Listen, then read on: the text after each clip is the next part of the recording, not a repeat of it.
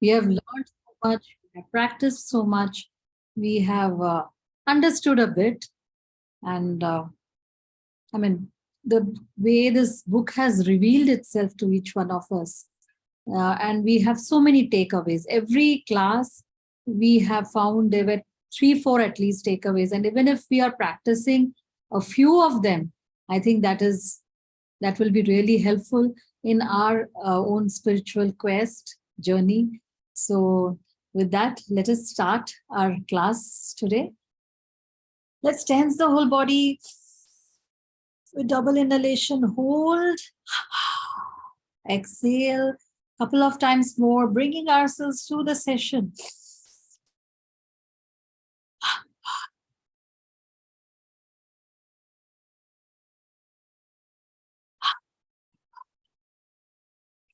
Let us pray together.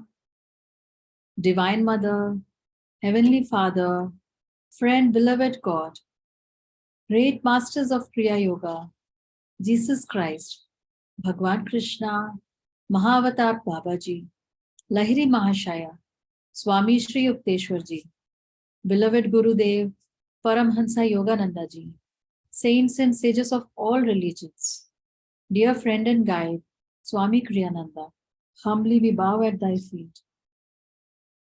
O great ones, help us to tune into thy consciousness. Be here with us. Help us to understand the deep teachings through this book, through our own unfolding consciousness to higher realities. Help us to tune into thy guidance, thy bliss, thy blessings. We are thine, be thou eternally ours. Om Shanti Shanti Shanti. We'll do one chant.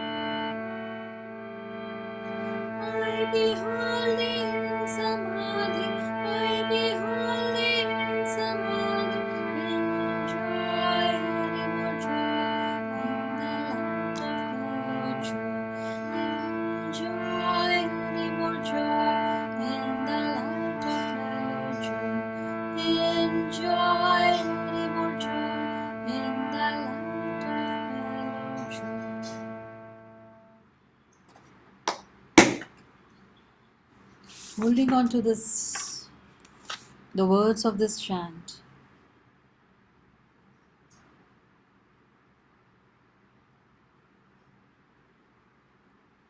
Calling out to the King of the Infinite.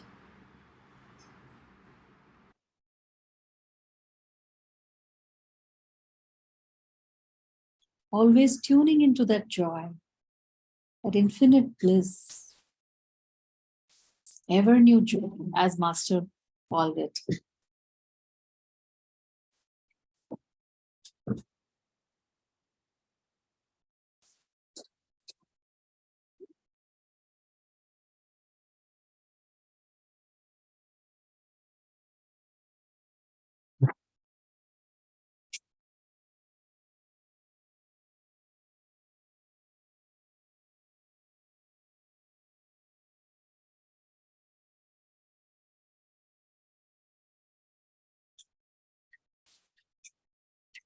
Oh, Shanti, Shanti, Shanti.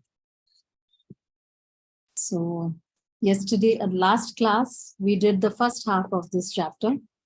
And we realized, after moving in from the chapter that described the Hiranyaloka, the astral worlds, the causal worlds, we thought this will be a lighter chapter. But turns out there's so much more to this chapter. So much more, we can say, okay, master is master. He is a self-realized master. Sri Yukteswar can do things because they are masters. So it is okay for them. But for us who have to deal with our everyday life, which is like a battle in itself, the corporate life, the family life, us dealing with the income tax, everything. So, it doesn't, all these principles don't, you can't really, you need to be practical is what most people say. We need to be practical. You can't say, oh, I only will follow yam, niyam. The world doesn't operate that way. So if I have to, if that is how I have to operate in this world, I have to, it's okay. So here is one person who is fighting, my goodness, the battle that he had to go through of an oppressor, a Western country that had absolutely no qualms about crushing the population here, of taking things away, of only thinking about their own thing, and the country was oppressed. Now in poverty, from where we were to what we had come to, and he takes on the responsibility of bringing, most of the population is illiterate, right? And as Master said, like last time Sunny pointed out, they were unlettered. It wasn't like there was no knowledge. What the knowledge they had was, is of a different kind from what the Western world called uh, literacy. So, but then yes, and in those days there was no phone, there was no internet, there was no way to bring around all those people to one platform and one way of thinking, or becoming one big huge ball which can face that the force that had come from outside. And here was this man uh, who left everything. He had a wonderful business, he was making money, lot of money, he had a good life, good family life, a very good wife, lots of money, everything. He just dropped it because there was this cause and he felt that he had to contribute for that. And there was no personal agenda that he wants to become so and so or to become famous or whatever. It was just a cause that that needed somebody to lead, and he did it. And yet he didn't compromise. It was an experiment for him. He didn't compromise on the spiritual principles.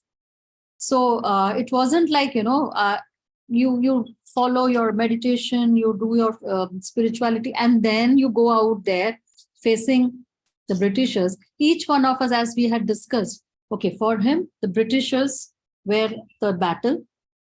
For us, it could be a smaller battle or probably a bigger battle of life.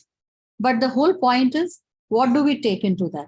Do we follow the spiritual way, or we say, oh no, it's okay to compromise here and there, after all, you have to get the work done.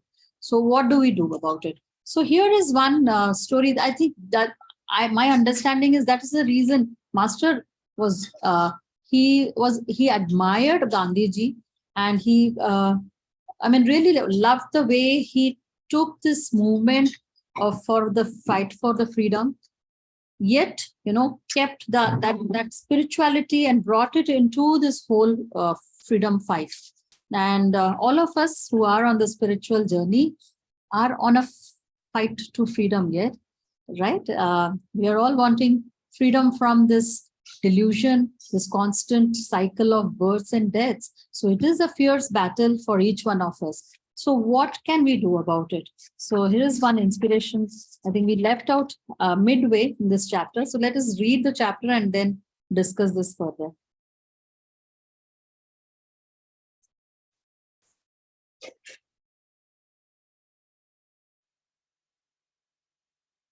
Countries, I knew that death would still find us, husband and wife.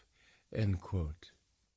For years, Kasturabai performed the duties of treasurer of the public funds, which the idolized Mahatma is able to raise by the millions.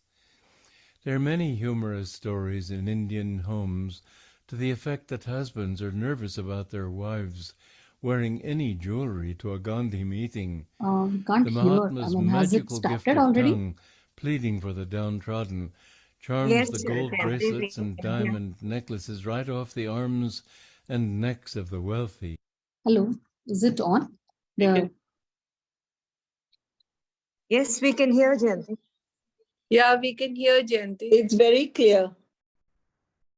Can everyone hear? Let's just wait for a Yes. minute. Yes, we can hear. Yes. Okay, I'll play it again. I think she can't hear. You may have done something like share only to on the computer, something like that. Just again share, when you share, no, just share the full thing. Sure, do that.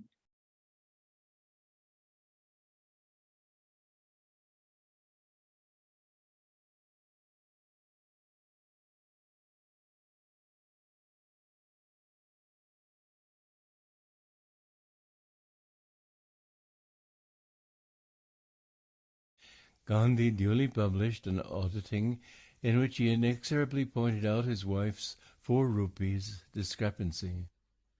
I had often told this story before classes of my American students. One evening a woman in the hall had given an outraged gasp.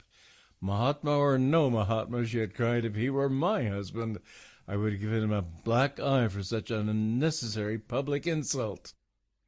After some good-humored banter that had passed between us on the subject of American wives and Hindu wives, I had gone on to a fuller explanation. Mrs. Gandhi considers the Mahatma not as her husband, but as her guru, one who has the right to discipline her for even insignificant errors, I had pointed out. Some time after Kasturabai had been publicly rebuked, Gandhi was sentenced to prison on a political charge. As he was calmly bidding farewell to his wife, she fell at his feet. Master, she said humbly, if I have ever offended you, please forgive me. At 3 o'clock that afternoon in Wardha, I betook myself by previous appointment to the writing room of the saint who had been able to make an unflinching disciple out of his own wife. Rare miracle. Gandhi looked up with his unforgettable smile. Mahatmaji, I said, as I squatted beside him on the uncushioned mat, please tell me your definition of ahimsa. The avoidance of harm to any living creature in thought or deed. Oh, beautiful ideal, but the world will always ask, may one not kill a cobra to protect a child or oneself?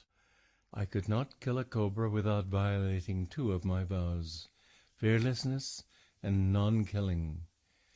I would rather try inwardly to calm the snake by vibrations of love. I cannot possibly lower my standards to suit my circumstances.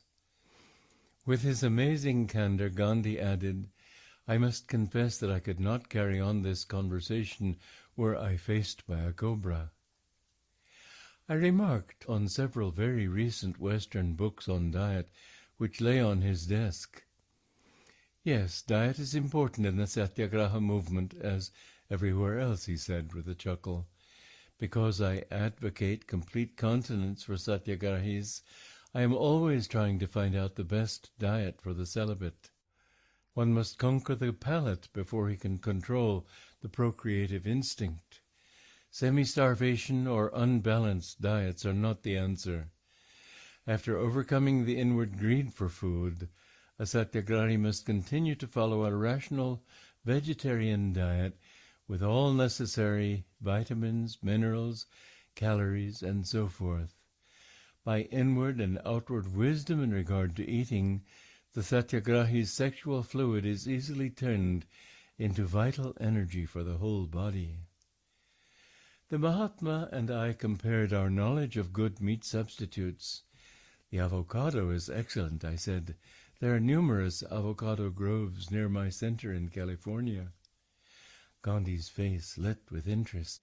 I wonder if they would grow in Wardha. The Satyagrahis would appreciate a new food. I will be sure to send some avocado plants from Los Angeles to Wardha. I added, eggs are a high-protein food. Are they forbidden to Satyagrahis? Not unfertilized eggs. The Mahatma laughed reminiscently. For years I would not countenance their use. Even now I personally do not eat them. One of my daughters-in-law was once dying of malnutrition. Her doctor insisted on eggs. I would not agree, and advised him to give her some egg substitute. Gandhiji, the doctor said, unfertilized eggs contain no live sperm. No killing is involved. I then gladly gave permission for my daughter-in-law to eat eggs. She was soon restored to health. On the previous night, Gandhi had expressed a wish to receive the Kriya Yoga of Lahiri Mahashai.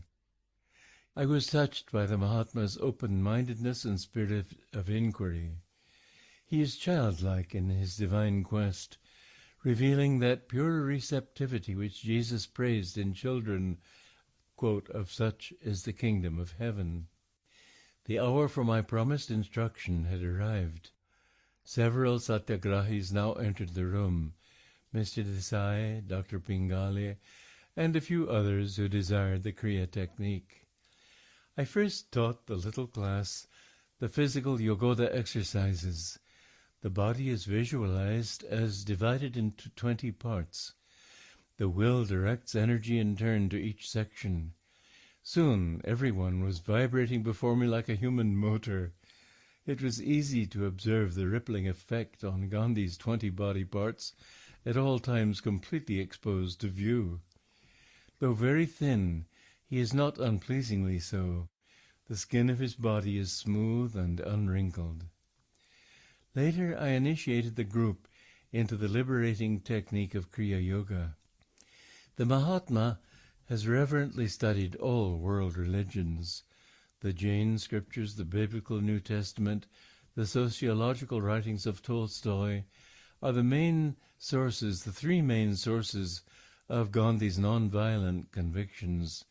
He has stated his credo thus, quote, I believe the Bible, the Quran, the Zend-Avesta to be as divinely inspired as the Vedas. I believe in the institution of gurus, but in this age millions must go without a guru, because it is a rare thing to find a combination of perfect purity and perfect learning. But one need not despair of ever knowing the truth of one's religion, because the fundamentals of Hinduism, as of every great religion, are unchangeable and easily understood. I believe, like every Hindu, in God and his oneness, in rebirth and salvation. I can no more describe my feeling for Hinduism than for my own wife. She moves me as no other woman in the world can. Not that she has no faults. I dare say she has many more than I see myself. But the feeling of an indissoluble bond is there. Even so I feel for and about Hinduism, with all its faults and limitations. Nothing delights me so much as the music of the Gita or the Ramayana by Tulsidas. When I fancied I was taking my last breath, the Gita was my solace. Hinduism is not an exclusive religion. In it there is room for the worship of all the prophets of the world. It is not a missionary religion in the ordinary sense of the term. It has no doubt absorbed many tribes in its fold, but this absorption has been of an evolutionary, imperceptible character. Hinduism tells each man to worship God according to his own faith or dharma, and so lives at peace with all religions." End quote. Of Christ, Gandhi has written, "I am sure that if he were living here now among men, he would bless the lives of many who perhaps have never even heard his name. Just as it is written, Not every one that saith unto me, Lord, Lord, but he that doeth the will of my Father." In the lesson of his own life, Jesus gave humanity the magnificent purpose and the single objective toward which we all ought to aspire. I believe that he belongs not solely to Christianity, but to the entire world, to all lands and races. On my last evening in Wardha, I addressed the meeting which had been called by Mr. Desai in the town hall. The room was thronged to the window-sills with about 400 people assembled to hear the talk on yoga. I spoke first in Hindi, then in English. Our little group returned to the ashram in time for a good-night glimpse of Gandhi, enfolded in peace and correspondence. Night was still lingering when I rose at 5 a.m. Village life was already stirring. First a bullock cart passed by the ashram gates, then a peasant with his huge burden balanced precariously on his head. After breakfast, our trio sought out Gandhi for farewell pranams. The saint rises at 4 o'clock for his morning prayer. "Mahatma ji, goodbye." I knelt to touch his feet. "India is safe in your keeping." Years have rolled by since the Wardha idol. The earth, oceans, and skies have darkened with a world at war. Alone among great leaders, Gandhi has offered a practical, non-violent alternative to armed might. To redress grievances and remove injustices, the Mahatma Gandhi has employed non-violent means which again and again have proved their effectiveness. He states his doctrine in these words, quote, "I have found that life persists in the midst of destruction. Therefore there must be a higher law than that of destruction.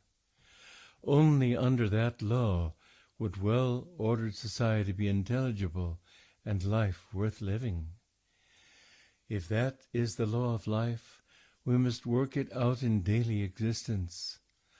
Wherever there are wars, wherever we are confronted with an opponent, conquer by love. I have found that the certain law of love has answered in my own life as the law of destruction has never done. In India, we have had an ocular demonstration of the operation of this law on the widest scale possible.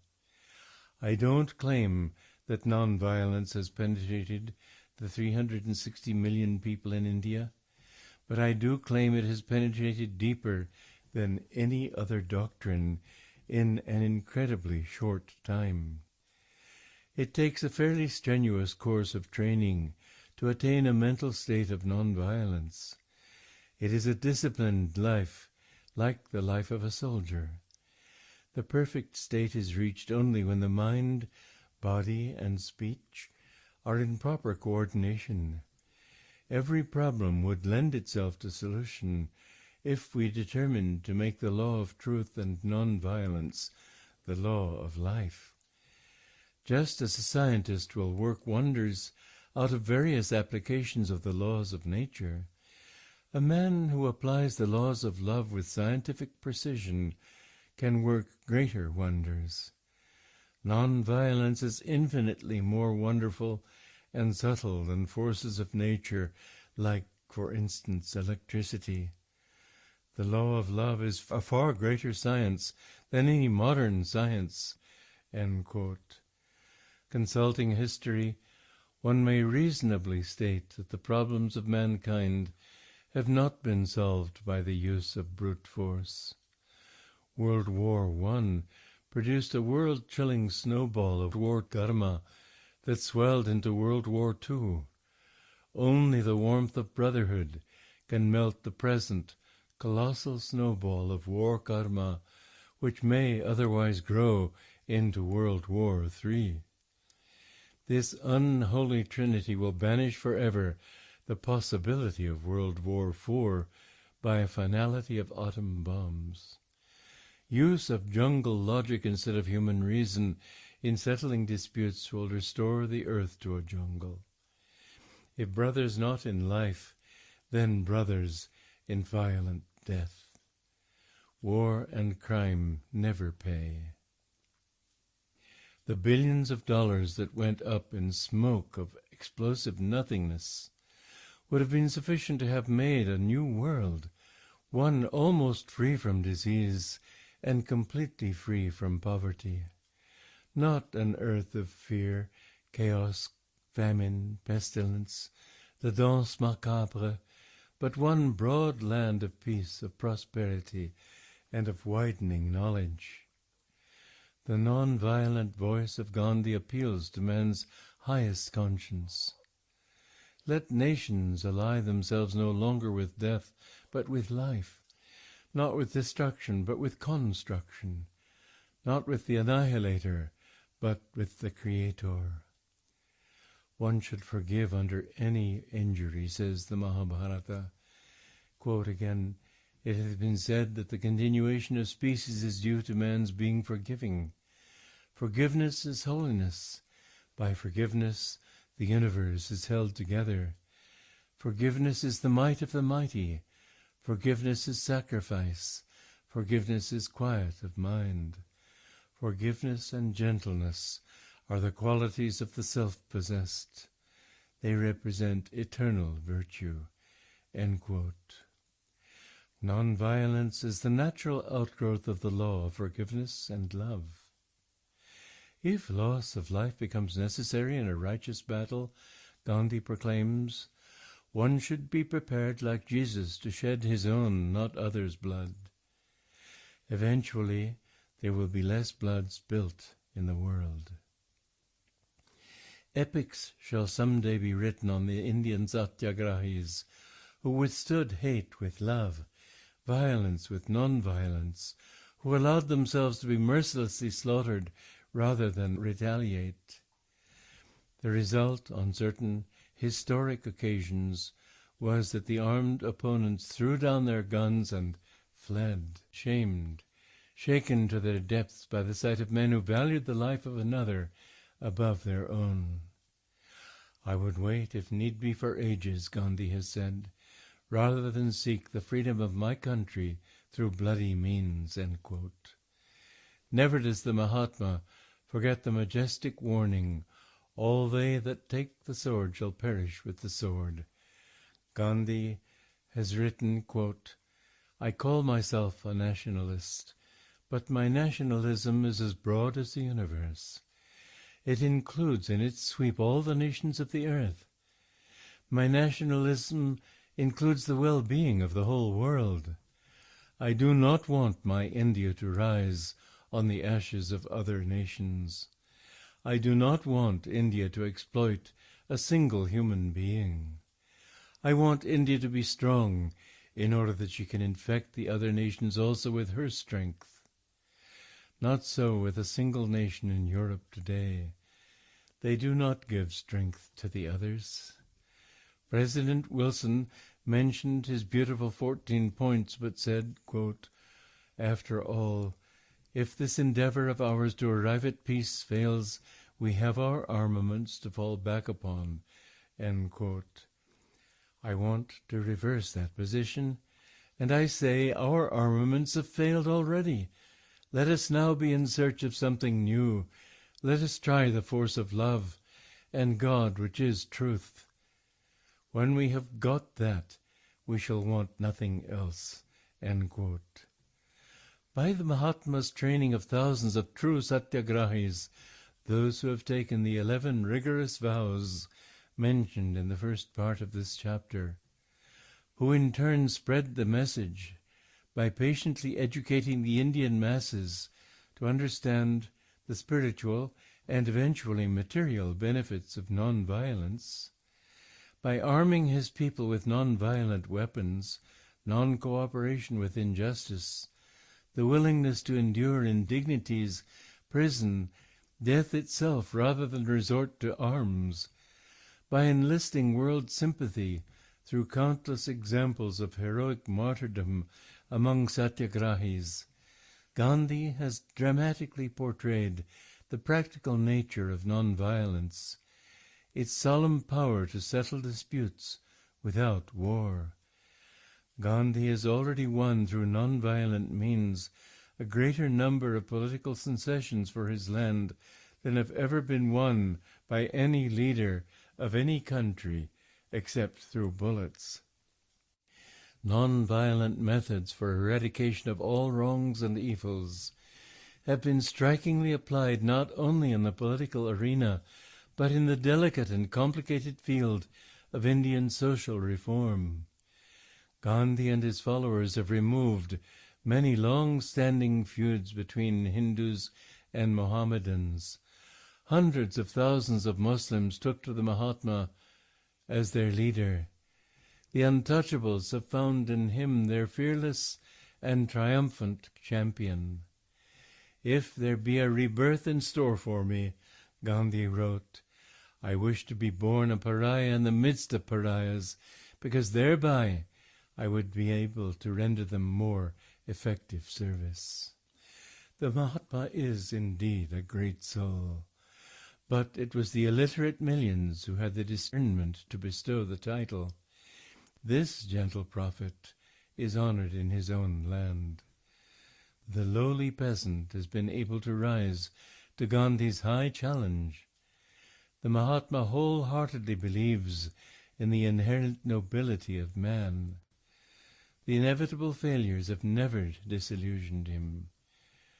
"Even if the opponent plays him false 20 times, he wrote, the satyagrahi is ready to trust him the 21st time, for an implicit trust in human nature is the very essence of the creed."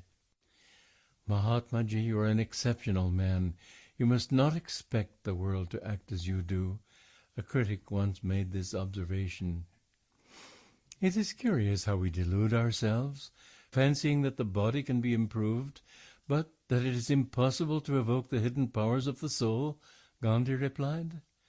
"I am engaged in trying to show that if I have any of those powers, I am as frail a mortal as any of us, and that I never had anything extraordinary about me, nor have I now. I am a simple individual, liable to err like any other fellow mortal. I own, however, that I have enough humility to confess my errors and to retrace my steps. I own that I have an immovable faith in God and His goodness, and an unconsumable passion for truth and love. But is not that what every person has latent in him? If we are to make progress, we must not repeat history, but make new history. We must add to the inheritance left by our ancestors. If we may make new discoveries and inventions in the phenomenal world, must we declare our bankruptcy in the spiritual domain? Is it impossible to multiply the exceptions so as to make them the rule?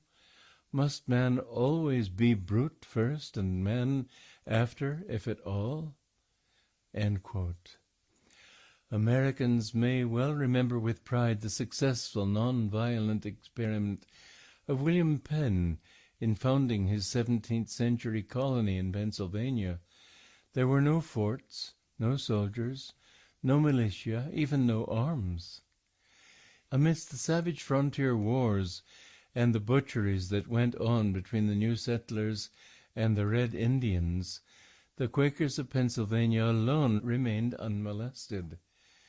Others were slain, others were massacred, but they were safe. Not a Quaker woman suffered assault. Not a Quaker child was slain. Not a Quaker man was tortured. When the Quakers were finally forced to give up the government of their state, war broke out, and some Pennsylvanians were killed.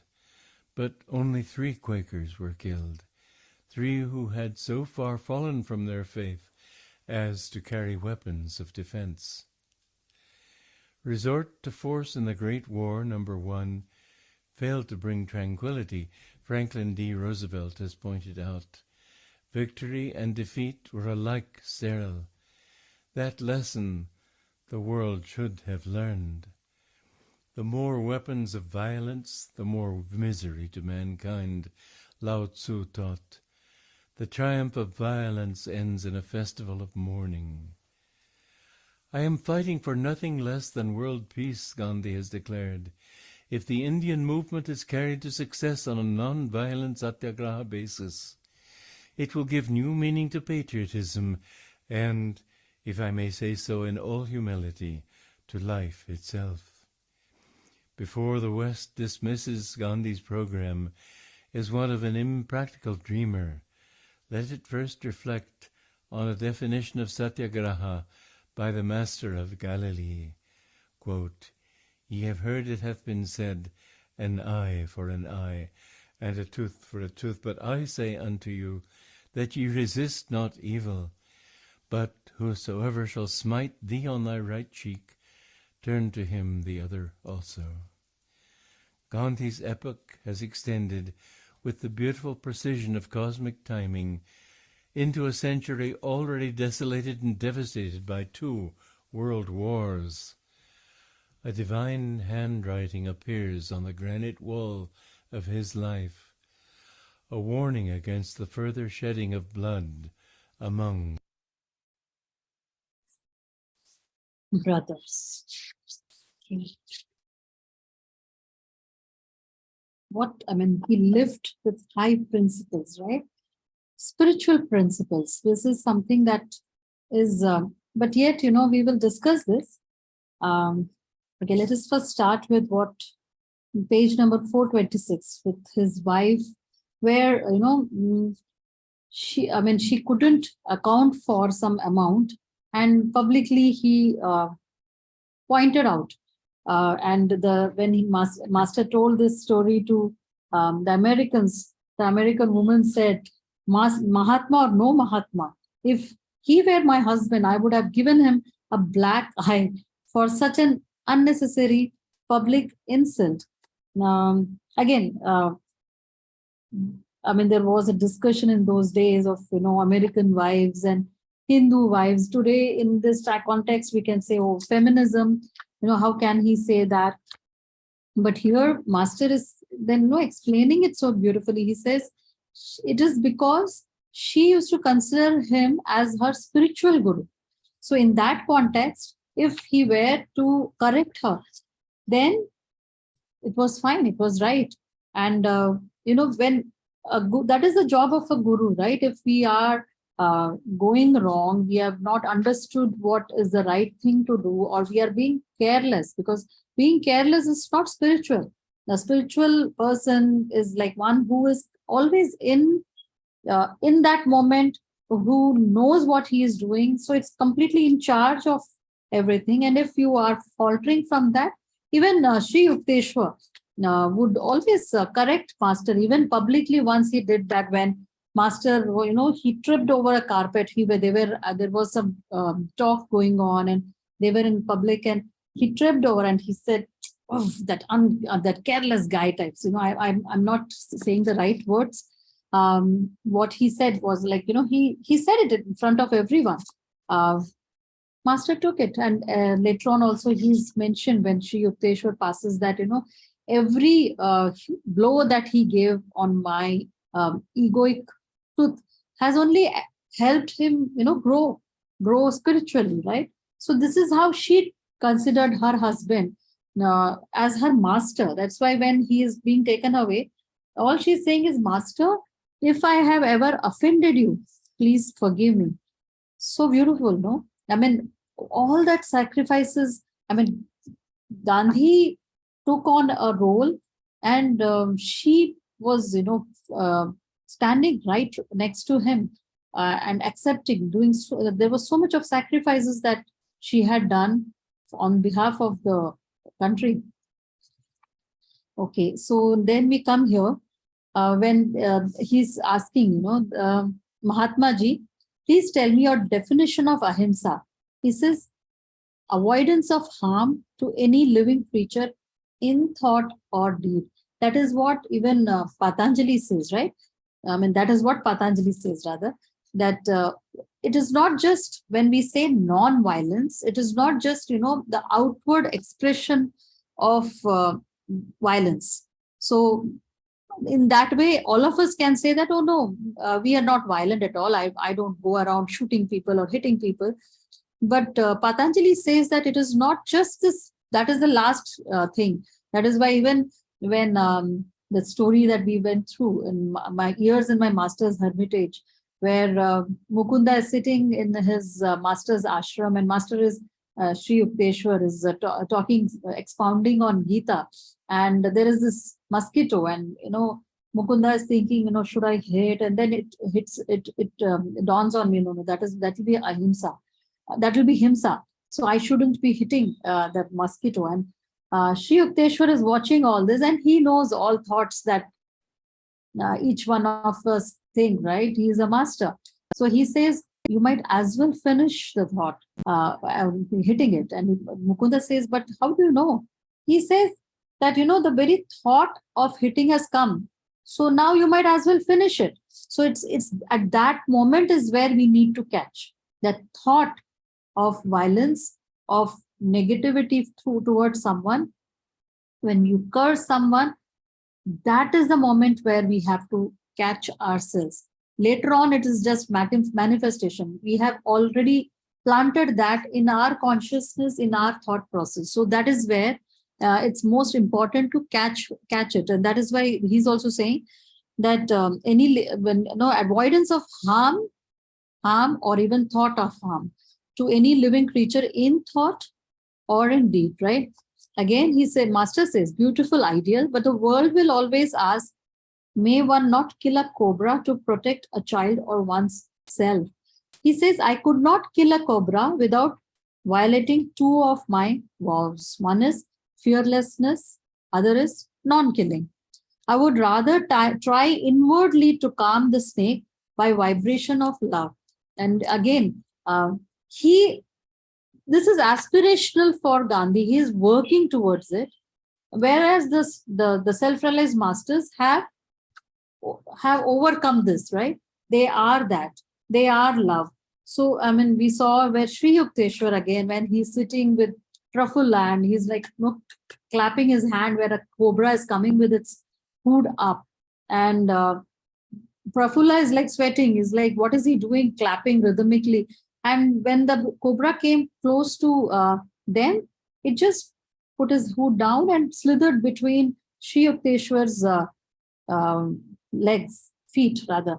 So he says that, again, why does somebody is violent on the other person or thing? It is, and we are again talking, it can be an animal or us, people, person, human being. When there is fear, when there is a fear of, the preserve, all creatures or the creation is bestowed with this thing of self-preservation. Even a worm, if you, prick it, it will curl itself, right? Or tortoise, it will get into its shell. It is inherent in the creation of self-preservation. So when that particular creature or person feels there is a danger to the preservation of that body, that the fear comes, and then to protect that, it hits back, right? And that is where the violence happens. So fearlessness, when there is no fear, there is no need there is nothing that prompts that violence, right? So that is why he's saying fearlessness and non-killing. And he says, I would rather calm it, like how a self-realized master does.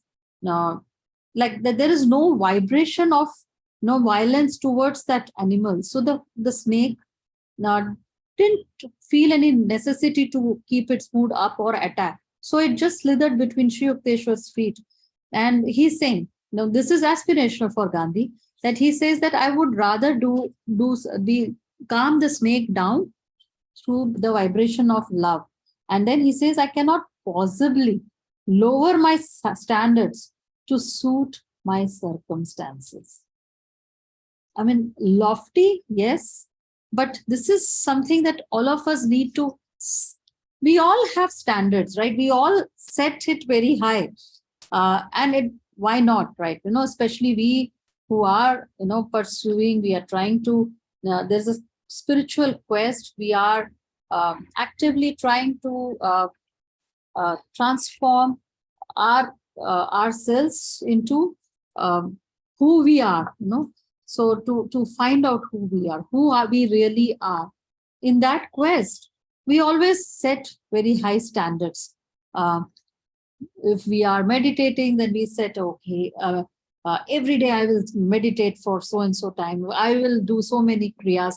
I will do some reading. I will chant. I will follow this. I will practice yama niyama through the day, and various other standards we do keep. And then today I say I will meditate for 2 hours, and then a call comes and a friend says, oh, I'm in town. Why don't we meet? So the asana is all ready. The kriya mala is all ready. And I'll say, okay, I'm coming. And I'll go, and we spend hours, and the day is lost. And I'll say, oh, I come back, I see that asana, and then I say, today I'm very tired now. Tomorrow, pakka, I'm going to sit and meditate. So we set a standard of every day I will do meditation, twice a day, I will do so many kriyas. But then, based on the circumstances, we tweak it, we compromise it, we justify it also, right? So, that is why Krishna told Arjuna, O Arjuna, be thou a yogi. Who is a yogi? A yogi is one who is in charge, right? He is in charge of his energy. He doesn't allow his mind to give excuses, or the body to say, oh, I can't meditate today. I don't want to do this. I would not want to do that. So a yogi is somebody who is completely in charge of himself. And he decides what he should be doing. And again, these things, that is why Arjuna is that warrior, spiritual warrior, who is the human will. We have to strengthen that human will, that come what may, if this is my standard I have set to reach my goal, which is self-realization, I will stick to it. So point to ponder over, introspect, meditate on, follow. This can be our takeaway, that, every day morning we get up and let us set ourselves a standard for this day. Today, I will do this. And at the end of the day, let's just go through, and not really, even if we have, out of 10 things that we set aside, maybe we did 5, but at least we have started walking towards the direction. So not really feeling guilty and, saying, oh, I have been so bad, I couldn't do it, but rather working towards it, where we keep our promises to ourselves, right? What standards I have set, I will not compromise it. Work towards that. That is more important. Okay. So, and then he says, I must confess that I could not carry on this conversation where I faced by a cobra. Where, he's being honest with himself. He is not yet there where if the cobra were to attack, he will be, sending out vibrations of calmness, or, try to calm so he's not yet there, but that is his aspiration, to become that fully, this thing where he is able to calm down a cobra and it doesn't hit. Again, in this, in New Path, Swamiji has written, and in the Answer movie, where Master is sitting with his monks, and Master said that, he had asked, also asked him, what if, you are in a village and a mad man comes and starts to attack others, all the people in the village, what would you do? And Mahatma said that I will then present myself in front of him, kill me. So Master at that moment didn't say anything to Mahatma, but later on he was telling the monks that, that is no way, because that man will kill him and then go on to kill the others. And it is very important that to protect, what is dharmic is to protect the larger population. This one man has to be killed because he is gone off, right? So, so in this world, in this planet, non-violence cannot be practiced to perfection. And we had discussed this in the last club, in the last session also, where, we walk on the ground and then there are these ants and other insects that we walk on. We drive the car. There are a lot of insects that come and die against the windshield. When we are breathing, we are heating up, everything, So there is some violence that is happening. So not really consciously we are doing it. We are not. Yet it is part of this creation that you cannot follow. And also, again, in that chapter, previous chapter, that one I'm talking about of the days in my master's hermitage, where Sri Yukteswar also is explaining that when it comes to insect versus, or a cobra versus a human life, it's more important to protect a human life. Why? Because human life is the only one which has the nervous system to be able to, if we endeavor towards it, to find God. So hence that is the only reason, not because we are some superior part of the creation and other creatures are all useless, not because of that, only because this the human body is the only one that can find God, that can reach its highest potential and find God. Only that is equipped with that kind of nervous system to find God. Hence, it's important to protect it. And that is why, if there is a danger to the human life, then it is imperative that you kill the other one. So, so that is how Master has explained it, right? But Gandhi had he had understood it, and he was looking at that ideal situation. And good, he was trying to practice it to the perfection. So here again, he's also talking, they're talking about diet, which Master has also spoken about, that spiritual journey.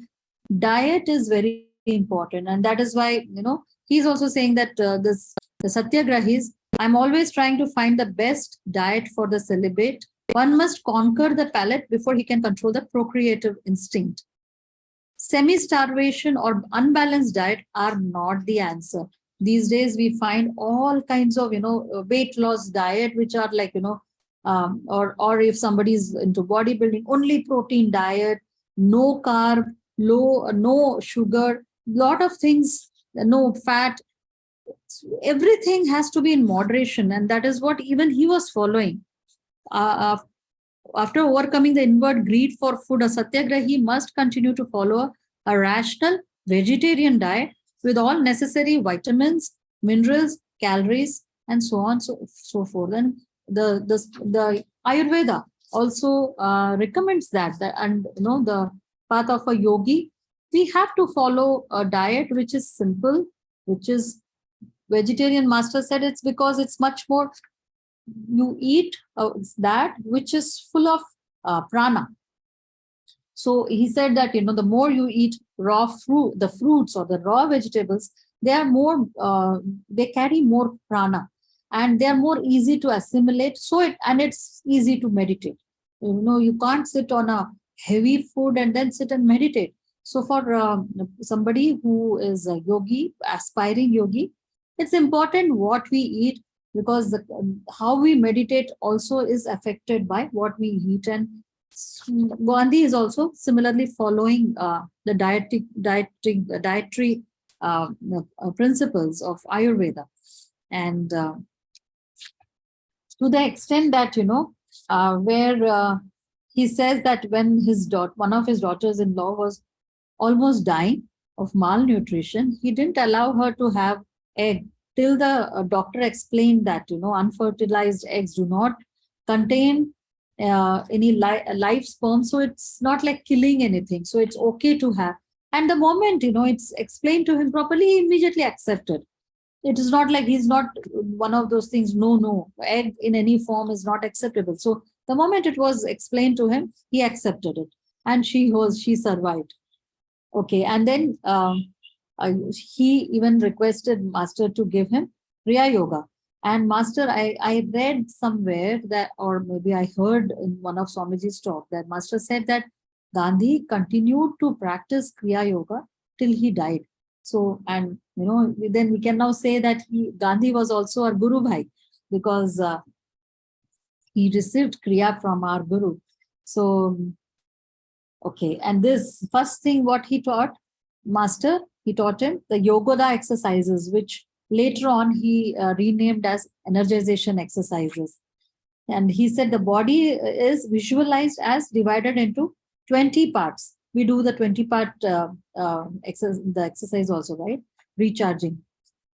The will directs energy in turn to each section. Soon, he says, everyone was vibrating before me like a human motor. I mean, all of us we are here, we also do energization exercises, because Master said that, every day you do it at least once. Are we really vibrating like a human motor? Are we doing it the way it needs to be done? I mean, Master was guiding them. So we can imagine, we can visualize how he would have guided them. And, and the main axiom is greater the will, greater the flow of energy. So also, when he gave them Kriya, and they were doing these energization exercises, and these Satyagrahis were already following other spiritual practices, like they were doing yamas, niyamas. So they were ready for this kind of, these techniques. So the moment it was given to them, they were like, they received it, and they were doing it just the way it should be done. And he says that they were vibrating before me like a human motor. Visualize that. That is our aim when we do our energization exercises. This is how we should be vibrating with that prana. That is the aim for each one of us. So tomorrow, when each one of us do our energization exercises, let's visualize this scene in front of us. Okay, and he says that, okay, so he talks about Gandhi's thing, and later on, he also goes on to give them the Kriya Yoga. As I said, that Gandhi continued to practice that. Okay. The next page, where he says, Master is talking about, of Christ, Gandhi has written, I'm sure that if he were living here now among men, he would bless the lives of many who perhaps have never even heard his name. Just as it is written, not everyone that saith unto me, Lord, Lord, but he that doeth the will of my Father. What does that mean? That, just saying name Lord versus somebody who is doing the will of God. What does God will for each one of us? Doing that. And when we say that, it is so important for us also that we are on this path, we have a guru. So just saying, oh, I have a guru, versus doing what my guru wills me to do. So in every aspect of our life, as we live through the day, tuning into that, in this situation, what is the will of my guru? What would my master want me to do? This is something that should be a constant practice, to practice the presence of God and gurus, to bring him in every aspect of our everyday life. Not just when I'm meditating, I'll say, okay, I meditate with my guru or invoking his presence, but every aspect of our life should vibrate with the thought and the will of the guru. Okay, and these are certain observations that Master has made. And, that's just for, there is a lot that we can go into, but I don't think we have time for this. Okay, in the last line where he says about non-violence. So again, Master is saying it takes a fairly strenuous course of training to attain a mental state of non-violence. So he's not talking really about not being physically violent. He's talking about a mental state of non-violence. It is a disciplined life, like the life of a soldier. The perfect state is reached only when the mind, body, and speech, how much we can hurt somebody just by the words that we use, right? Even just by the words. That is not only just a thought, but randomly some people, you are angry and then they throw words at somebody, which the other person is so hurt and they carry it for a long, long time. You kill somebody's enthusiasm. You just when somebody's enthusiastically coming up with an idea and then, just say flippantly, you say something and that person's enthusiasm is killed. There are so many subtle ways that violence can be done. So he's saying, so mind, body, and speech are in proper coordination. Every problem would lend itself to solution if we determine to make the law of truth and non-violence the law of life. Every problem, he's saying, every problem would lead itself to solution. Wow. Again, these are, things that we need to contemplate on. And here, again and again, Gandhi is talking about law of love. And interesting, again, Sri Yukteswar, that book, Holy Signs, where it's very technical. If you read it, it's half the things nobody understands. And then you come towards the end and he says, I hope I have made, the person understand, the person reading this, understand that you can't keep even a single step forward on the spiritual journey without the natural love of heart. So, and then, with that, if you go back and read every sentence, every concept that he was introducing there only talks about love, because God has created this whole creation with his love. And that is what is holding us. It's like it is all about attraction and repulsion. Repulsion is Maya that tries to take us away from God. Attraction is with his love, he is pulling us all back. It is all about that, this creation. So which one do we want to associate with is what is important. Okay. So Gandhi is talking about, forgiveness, love. He says one should forgive under any injury. It had been said that the continuation of species is due to man's being forgiving. Forgiveness is holiness. By forgiveness, the universe is held together. Forgiveness is the might of the mighty. Forgiveness, sometimes it so happens that, so much, this person has done this to me, I will never forgive him. I don't know where I read it. If only, if God were to think that way, so all our lifetimes we have rejected God. And, if God were to think that way, I am not going to forgive him, where will we stand? Do we think that we have never done any mistake in any of our lifetimes? If God were not to forgive us, where do we stand? So forgiveness is definitely, and today, I was listening to one of the talks by Nayaswami Krishnadas. Incidentally, he's coming to Ananda's Gurgaon Center on Sunday. And he was talking about, one near-death experience. And he was saying that, saw this light at the end of a tunnel, and he said at that moment I started feeling very guilty about various things, various mistakes, various things that I have done. And at that moment he said he felt he kind of felt an answer coming from the light or talking to him, and he said, but you were never being judged. What are you feeling guilty about? That is what it is.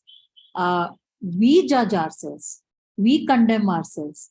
God never judges us. It's unconditional love. God and gurus give us unconditional love, ever forgiving. I mean, we can't even imagine what that is, right? It's ever forgiving, it's unconditional love. They're never judging us.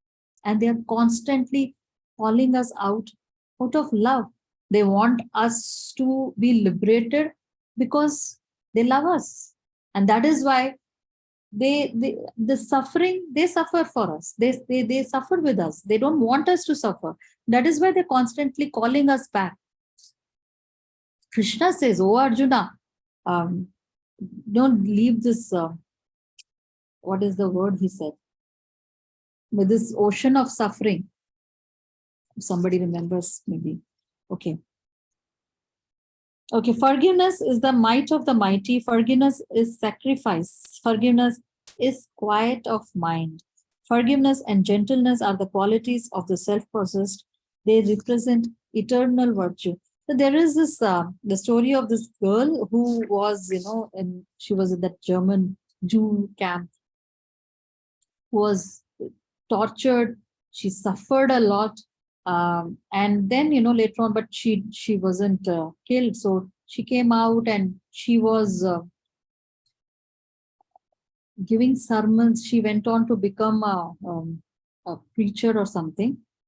And many years later, there was this man who she couldn't forget the face of that man. He was one of those oppressors of Nazis. I mean, he was part of the soldiers. And he came and said that, Jesus said that all sins are forgiven or something. I'm forgiven. And she saw him and she realized that he was that man who had, she had suffered at his hand. And the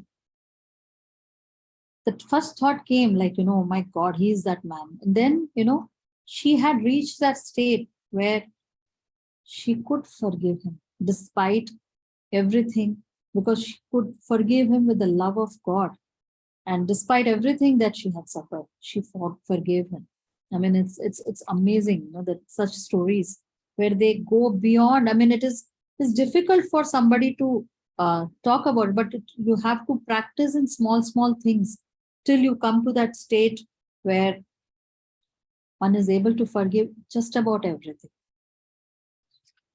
Non-violence is a natural outgrowth of law of forgiveness and love. If loss of life becomes necessary in a righteous battle, one should be prepared like Jesus to shed his own, not others' blood.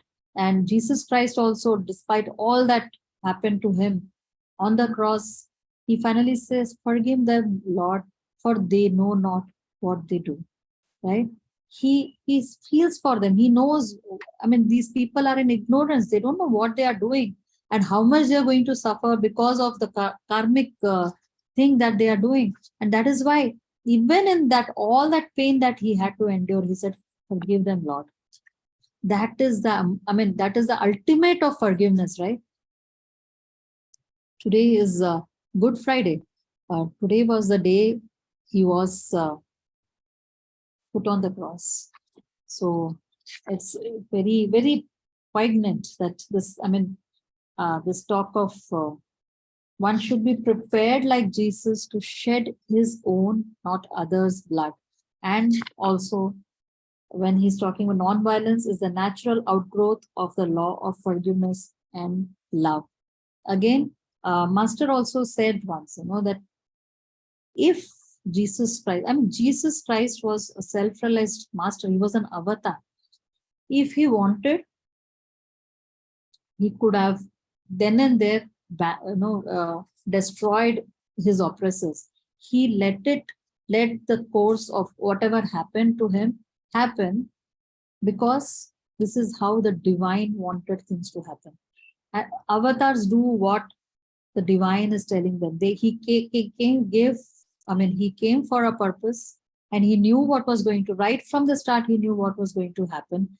Because even the day before, the day before he was put on the cross, he knew that one of you will betray. And when he's sitting and having that last supper with his disciples, he says, one of you is going to betray me.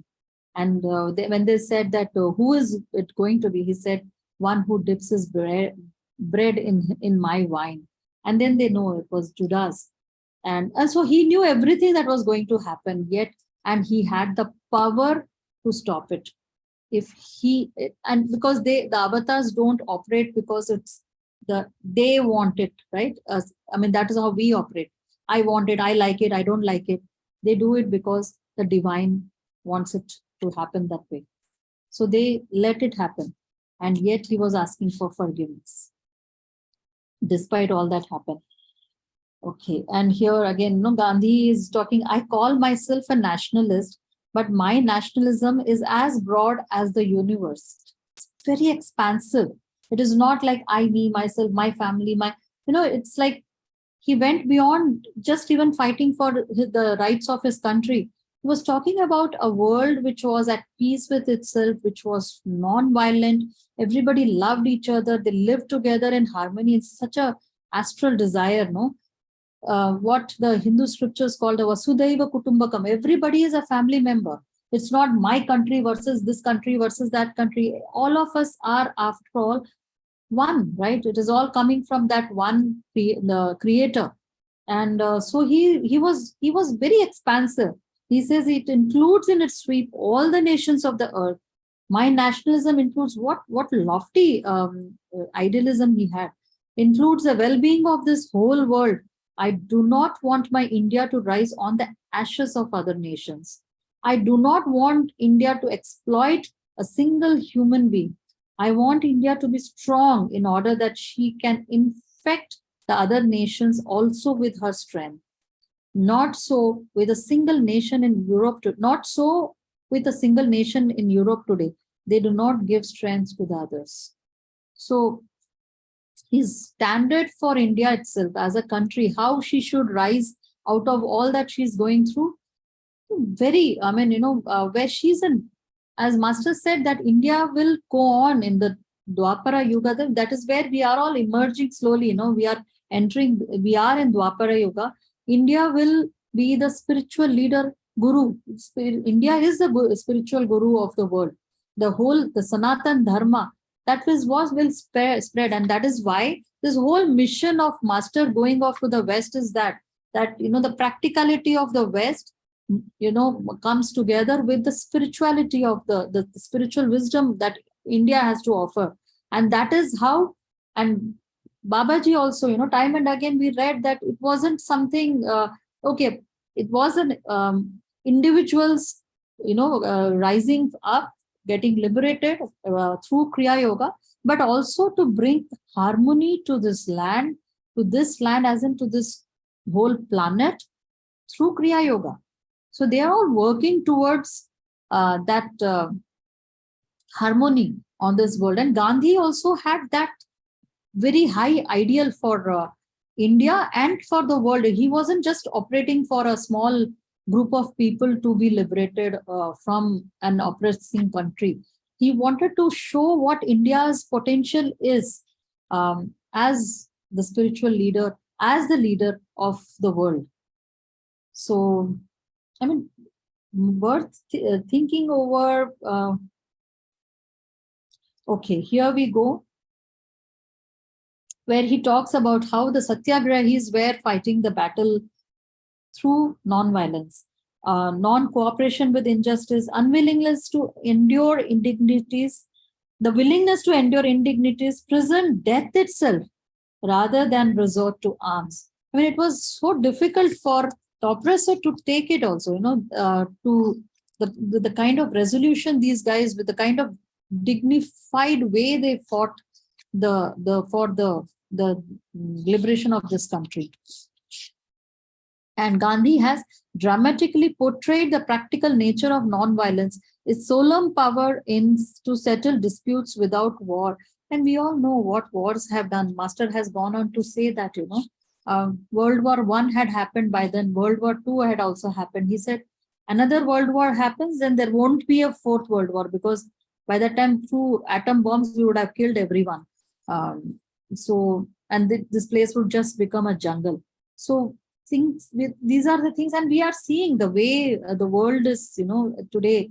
Everybody is sitting on piles of nuclear bombs. Everybody is, there is constant some fight, wars happening between nations, between different sects of people.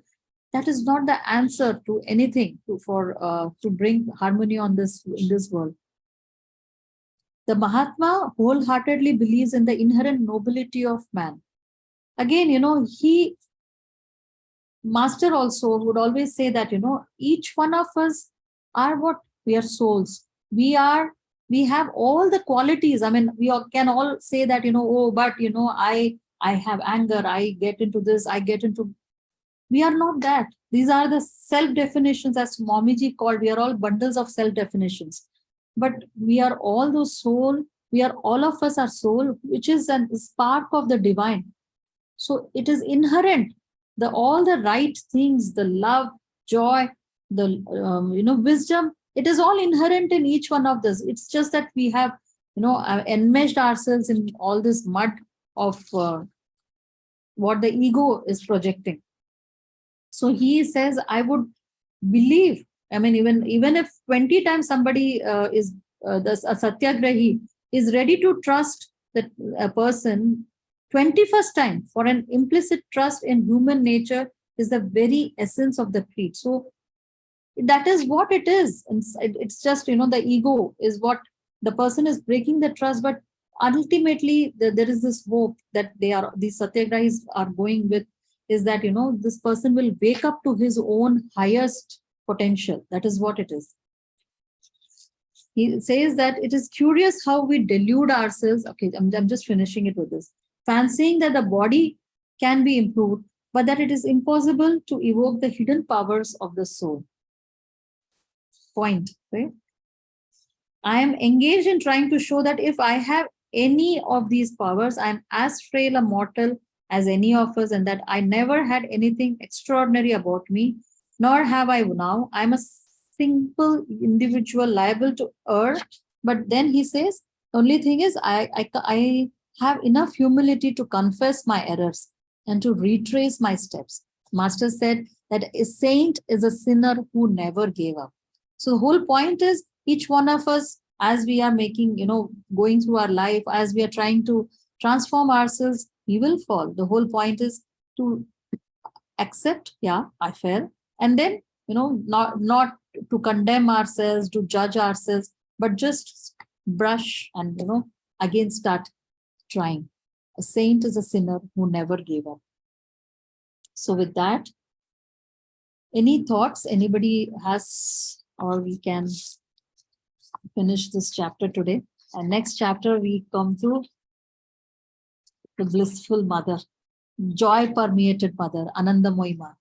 That will be another beautiful chapter that we will be going through. So with that, thank you for joining. Joy to you all. See you next week. Thank you. Thank you so much. Thank you. Thank you,